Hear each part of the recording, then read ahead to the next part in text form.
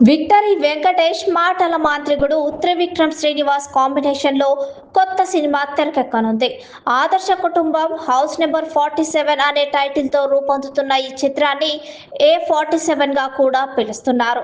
హారిక మరియు హాసిని క్రియేషన్స్ పతాకంపై ప్రముఖ నిర్మాత ఎస్ రాధాకృష్ణ ఈ చిత్రాన్ని నిర్మిస్తున్నారు.